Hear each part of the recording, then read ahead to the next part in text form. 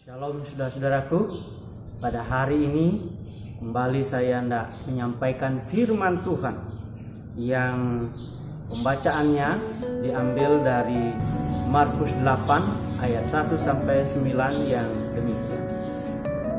Pada waktu itu ada pula orang banyak di situ yang besar jumlahnya, dan karena mereka tidak mempunyai makanan, Yesus memanggil murid-muridnya dan berkata, "Hatiku tergerak oleh belas kasihan kepada orang banyak ini. Sudah 3 hari mereka mengikuti aku dan mereka tidak mempunyai makanan. Dan jika mereka kusuruh pulang ke rumahnya dengan lapar, mereka akan rebah di jalan, sebab ada yang datang dari jauh." Murid-muridnya menjawab, "Bagaimana di tempat yang sunyi ini orang dapat memberi mereka roti sampai kenyang?" Yesus bertanya kepada mereka, "Berapa roti ada padamu?" Jawab mereka, 7. Lalu ia menyuruh orang banyak itu duduk di tanah. Sesudah itu ia mengambil ke-7 roti itu, mengucap syukur, memecah-mecahkannya dan memberikannya kepada murid-muridnya untuk dibagi-bagikan. Dan mereka memberikannya kepada orang banyak. Mereka juga mempunyai beberapa ikan. Dan sesudah mengucap berkat atasnya, ia menyuruh supaya ikan itu juga dibagi-bagikan. Dan mereka makan sampai kenyang. Kemudian orang mengumpulkan potongan-potongan roti yang sisa sebanyak 7 bakul. Mereka itu ada kira-kira 4.000 orang. Lalu Yesus menyuruh mereka pulang. Sejauh ini pembacaan kita, saudaraku, berbahagia saudara yang mendengar, merenungkan, dan melakukan dalam hidup sehari-hari. Haleluya. Saudaraku, perenungan kita akan firman Tuhan hari ini saya beri judul, Anda berbagi, Tuhan gandakan berkali-kali. Anda berbagi, Tuhan gandakan berkali-kali. Saudaraku, dalam puji dan janji GKPB 2020, ayat bulan Oktober dikutip dari Yeremia 29 ayat 7. "Usahakanlah kesejahteraan kota kemana kamu aku buang, dan berdoalah untuk kota itu kepada Tuhan, sebab kesejahteraannya adalah kesejahteraanmu." Ayat ini menjadi payung pemahaman kita akan firman Tuhan dalam minggu-minggu bulan Oktober yang dimulai hari Minggu ini. Ayat introitusnya berbunyi, "Mata sekalian orang menantikan engkau, dan engkau pun memberi mereka makan pada waktunya." Mazmur 145 ayat 15. Saudaraku, perihal makanan adalah isu kesejahteraan hidup. Kebutuhan dasar manusia adalah makan. Tidak makan maka tidak sejahtera. Saya sering mengutip pepatah Bali, "Betek basang pesuk hidung." Kenyang perut, keluarlah lagu-lagu atau nyanyian. Ketika perut terisi cukup, segala sesuatu mampu dilakukan atau dikerjakan. Ketika kebutuhan dasar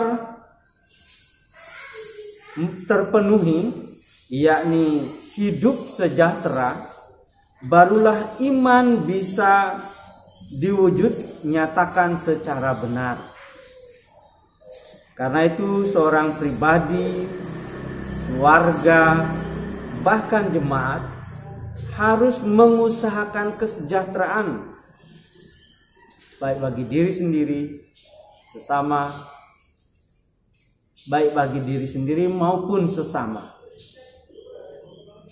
Untuk itu Tuhan Yesus memberikan kita teladan pada hari ini.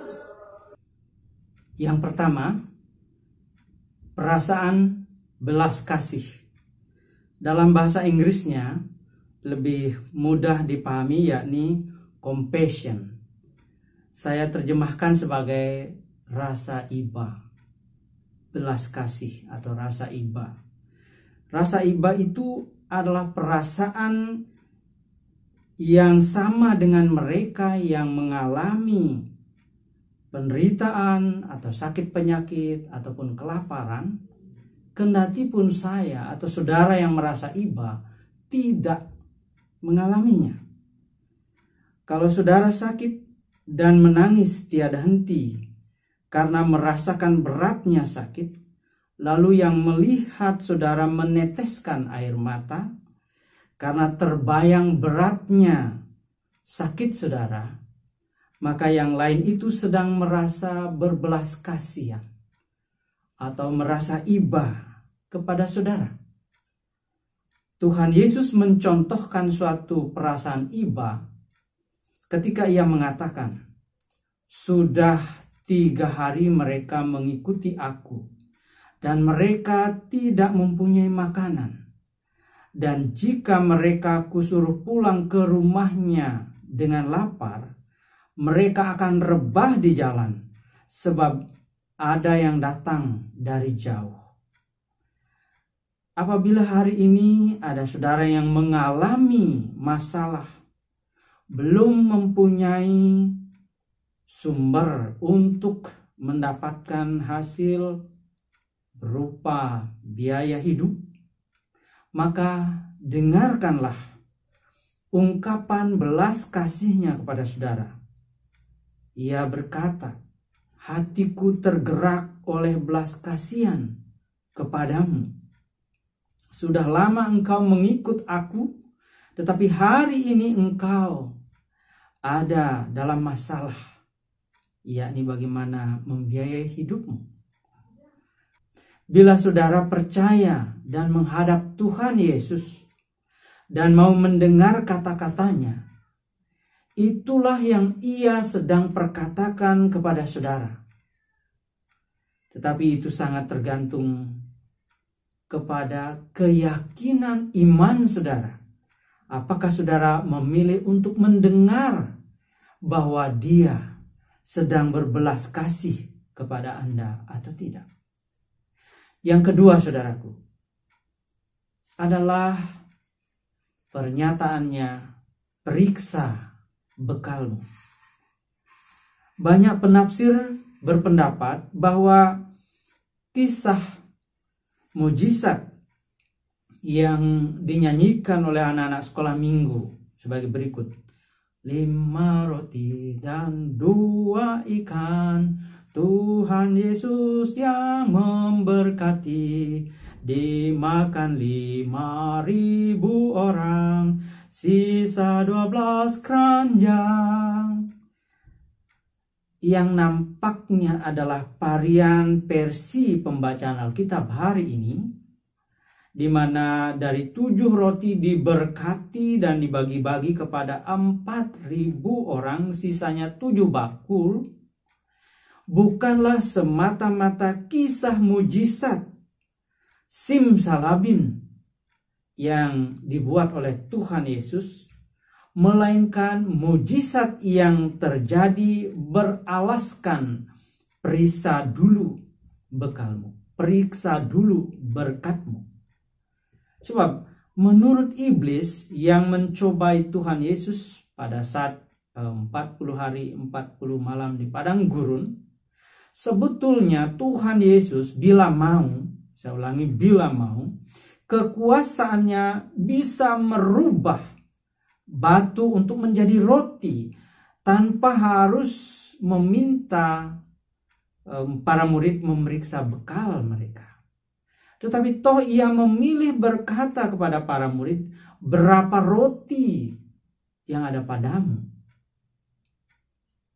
Itu yang dia tanyakan sebelum mengadakan mujizat. Artinya di dalam hidup ini, setiap kita telah diberi bekal oleh Tuhan. Entahkah itu dalam artian harfiah bahwa kita memiliki sedikit bekal yang Tuhan beri kepada kita dalam bentuk materi, atau juga Tuhan memberi kita potensi untuk berbagi melalui ide, pikiran, waktu, tenaga yang mungkin tidak banyak tetapi ada Tuhan beri bagi kita. Saudaraku, banyak orang merasa bahwa hidupnya tak berdaya, sama saja dengan orang lain karena tidak menyadari apa yang ada padamu. Seberapa roti yang ada padamu? Sangat mungkin itu hanyalah 7.000 atau 70.000 atau mungkin juga 700.000. Tetapi di mata kita yang melihat persoalan begitu besar, maka semua itu seakan tidak ada. Atau mungkin juga 7 menit dalam sehari, atau 7 jam di dalam seminggu, atau 7 hari dalam sebulan. Seharusnya saya bisa membagikan waktu, tenaga saya untuk pekerjaan-pekerjaan Tuhan. Tetapi karena melihat persoalan yang besar, kita mengatakan saya tidak punya waktu. Tetapi hari ini Tuhan memberikan kita teladan, berapa ada padamu, bagikanlah.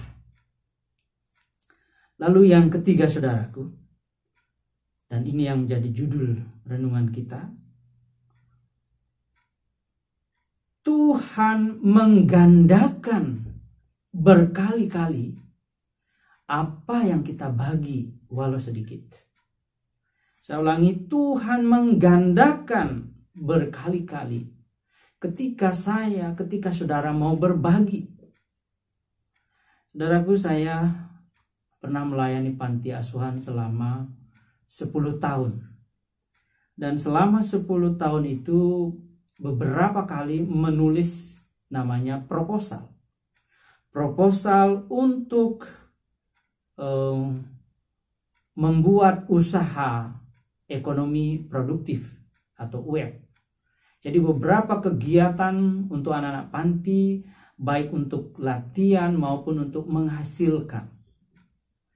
Setiap kali saya menyampaikan proposal, calon donatur itu bertanya, apa yang telah ada? Atau apa yang kamu punya? Atau apa yang anak-anak bisa? Nah, ketika saya menyampaikan apa yang telah ada, apa yang anak-anak bisa, atau seberapa waktu yang mereka miliki, maka sponsor itu mengupayakan biaya atau pendanaan yang kami butuhkan berkali-kali daripada apa yang kami miliki. Saudaraku, Tuhan adalah sponsor daripada para donatur panti itu. Artinya bahwa Tuhan jauh lebih kaya daripada para sponsor atau donatur panti yang pernah saya hubungi. Sebab mereka mendapatkannya dari Tuhan. Oleh karena itu, saudaraku, ketika saudara mau berbagi sedikit pun, Tuhan akan berkati dan lipat gandakan berkali-kali. Itu mujizat yang Dia lakukan, memberkati apa yang saudara bagikan.